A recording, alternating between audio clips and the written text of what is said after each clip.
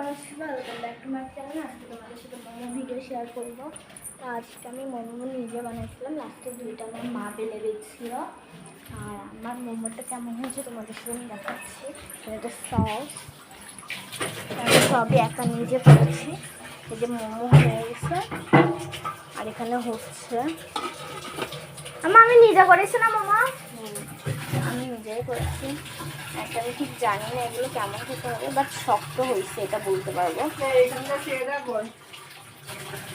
তো বন্ধুরা আমার খুবই ভালো লাগছে। তো আমি কাউকে না জানার করেছি, তো এটাও রাগ করেছি, কিন্তু যেহেতু শুধু শুধু নষ্ট হবে। আর মুরগির মাংস মোটেও ছিল না, হাড্ডি গুড্ডি থেকে যা পাইছি সবই এনেছি। এই যে মোমো, তারপর চিকেন পকোড়া, এগুলো বানাতে গেলে সলিড মাংস টাংস লাগে। তো আমি হয়ে গেলে আমরা সবাই খাবো একসাথে। আমার খুবই ভালো লাগতেছে। আমার সব থেকে একটা জিনিস বানাইতে সব থেকে কঠিন লেগেছে মোমো বানানোটা, কারণ প্রচুর কঠিন এই মোমোটা। আমি এবার বানালে সবাই বলে একসাথে সব করে বানাই নেবো আর কি।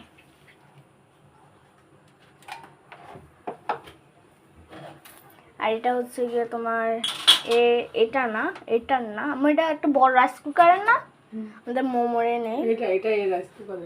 ও আচ্ছা, এটাই রাইস কুকারে, কিন্তু আমরা এটা মোমো হিসাবে চালিয়ে দিচ্ছি। মোমো রাইস কুকার, এই যে আমাদের মিনি রাইস কুকার। আর এটা আমার মার ওই যে গুঁড়ো করার কি জানি বলে আমার না, ভেজিটেবল কাটার। এটা ব্লেন্ডার, ভেজিটেবল কাটার, ছোট মিনি রাইস কুকার।